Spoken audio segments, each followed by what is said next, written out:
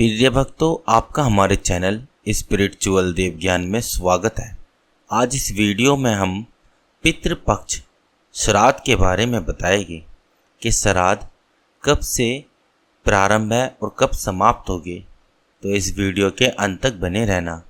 पितृपक्ष श्राद्ध 16 दिन की अवधि के होते हैं, जिनमें हम सब अपने पूर्वजों का सम्मान करते हैं और उन्हें सम्मान देते हैं।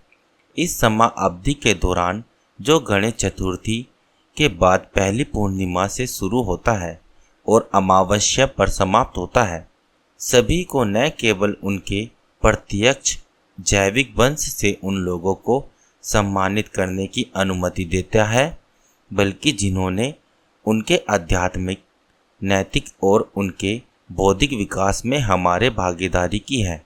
उनको धन्यवाद देने का इससे अच्छा तरीका कुछ और नहीं हो सकता। इसलिए पितृपक्ष में पूर्वजों को उनका सम्मान देना चाहिए।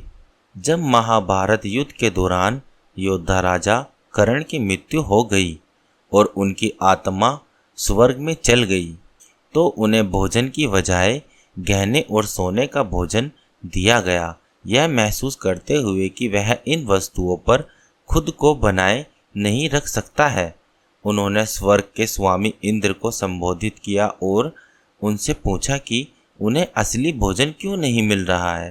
भगवान इंद्र ने तब उन्हें बताया था, क्योंकि उन्होंने इन वस्तुओं को अपने पूरे जीवन दान के रूप में दिया था, लेकिन अपने पूर्वजों को कभी भी भोजन दान नहीं किया। जिस पर कर्ण ने उत्तर दिया कि वह अपने पूर्वजों से अवगत नहीं था। इस तर्क को सुनकर इंद्र 15 दिन की अवधि के लिए कर्ण को पृथ्वी पर वापस जाने के लिए सहमत हुए, ताकि वह अपने पूर्वजों की स्मृति में भोजन बना सके और दान कर सके। समय की अवधि, जिसे अब पितृपक्ष के रूप में जाना जाता है, इस दौरान श्राद्ध का अनुष्ठान किया जाता है। इस अनुष्ठान की यह विशिष्टताएं व्यक्ति से दूसरे व्यक्ति में भिन्न हो सकती है, लेकिन आमतौर पर यह 3 घटकों को जोड़ती है। पहला हिस्सा पिंडदान, पूर्वजों को पिंडा का प्रसाद। पिंडा चावल की गेंदें है, जो आमतौर पर बकरी के दूध, घी, चीनी, चावल, शहद और कभी कभी जौ से बनती है।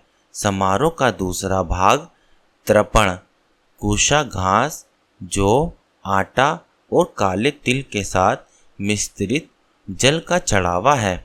समारोह का अंतिम हिस्सा ब्राह्मण को खिलाया जाता है। यह ब्राह्मण पुजारियों को भोजन दे रहा है। साथ ही इस समय के दौरान पवित्र शास्त्र में इसको पढ़ना शुभ माना जाता है। वैसे कुछ चीज़ें ऐसी भी हैं जिन्हें पितृपक्ष के दौरान करने से बचना चाहिए। प्रतिभागियों को नए प्रयासों में संलग्न होने से बचने के लिए मना किया गया है। मांसाहारी खाद्य पदार्थ खाना, शेविंग या बाल काटने, प्याज लहसुन खाना या जंक फूड खाना। प्रत्येक मास की अमावस्या को पितरों की शांति के लिए पिंडदान या श्राद्ध कर्म किए जा सकते हैं, लेकिन पितृपक्ष में श्राद्ध करने का महत्व अधिक माना जाता है।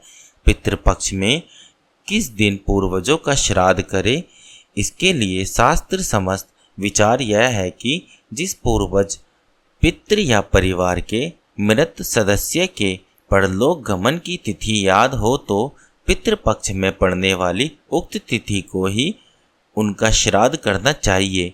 यदि देवावासन की तिथि ज्ञात न हो, तो आश्विन अमावस्या को श्राद्ध किया जा सकता है। इसे सर्वपितृ अमावस्या भी इसलिए कहा जाता है। समय से पहले, यानी जिन परियोजनों की किसी दुर्घटना अथवा सुसाइड आदि से अकाल मृत्यु हुई हो, तो उनका श्राद्ध चतुर्दशी तिथि को किया जाता है। पिता के लिए अष्टमी तो माता के लिए नवमी की तिथि श्राद्ध करने के लिए उपयुक्त मानी जाती है। तो चलिए जान लेते हैं कब कब कौन सा श्राद्ध है। पूर्णिमा श्राद्ध 18 सितंबर को यानी दिन बुधवार को रहेगा। प्रतिपदा श्राद्ध 19 सितंबर गुरुवार को रहेगा। द्वितीया श्राद्ध 20 सितंबर शुक्रवार के दिन रहेगा। तृतीया श्राद्ध 21 सितंबर शनिवार के दिन रहेगा। महाभरणी चतुर्थी श्राद्ध 21 सितंबर शनिवार के दिन रहेगा। पंचमी श्राद्ध 22 सितंबर रविवार के दिन रहेगा। छठी श्राद्ध 23 सितंबर सोमवार के दिन रहेगा। सप्तमी श्राद्ध 23 सितंबर सोमवार के दिन रहेगा।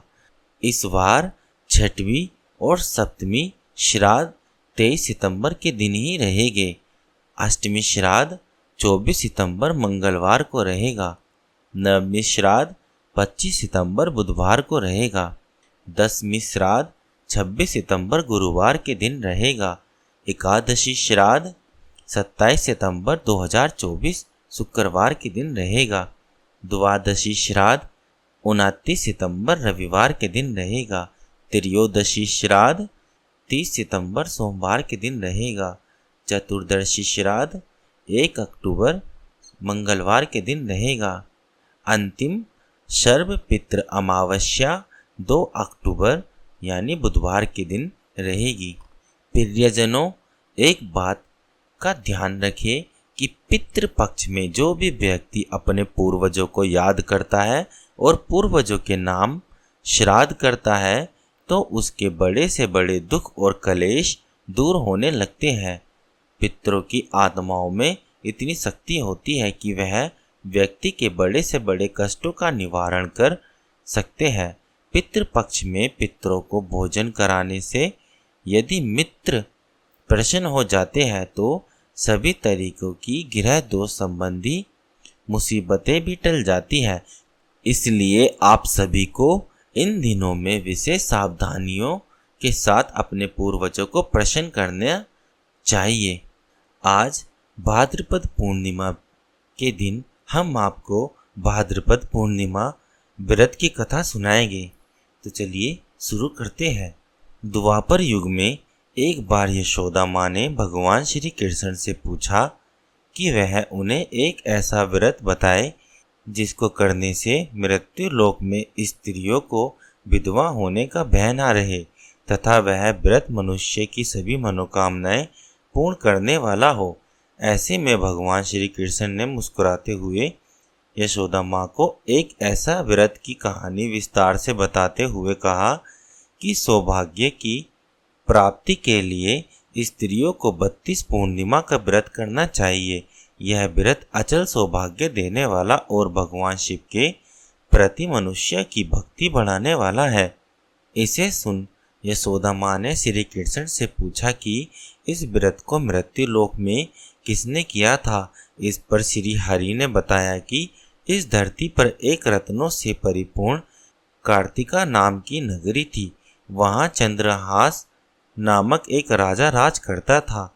उसी नगरी में एक धनेश्वर नामक ब्राह्मण था। उसकी बहुत सुंदर और सुशील पत्नी थी जिसका नाम रूपवती था। दोनों एक दूसरे से बेहद प्यार करते थे और उस नगरी में बहुत प्रेम से रहते थे। उनके घर में धन धान्य आदि की कोई कमी नहीं थी, लेकिन संतान न होने के कारण वह अक्सर चिंतित रहा करते थे। एक दिन एक योगी उस नगरी में आया। वह नगर के सभी घरों से भिक्षा लेता था, परंतु रूपवती के घर से कभी भिक्षा नहीं लेता था। एक दिन वह योगी रूपवती से भिक्षा न लेकर किसी अन्य से भिक्षा लेकर गंगा किनारे बैठकर प्रेम पूर्वक खा रहा था। तभी अपने भिक्षा के अनादर से दुखी होकर धनेश्वर योगी से भिक्षा न लेने की वजह पूछता है। इस पर योगी ने कहा कि निसंतान के घर की भीख पतितों के अन्न के समान होती है और जो पतितों का अन्न ग्रहण करता है वह भी पतित हो जाता है। इसलिए पतित हो जाने के भय से उनके घर की भिक्षा नहीं लेता है। इसे सुन धनेश्वर अत्यंत दुखी हो गया और उन्होंने योगी से पुत्र प्राप्ति का उपाय पूछा। यह सुन योगी ने उन्हें माँ चंडी की उपासना करने के लिए कहा।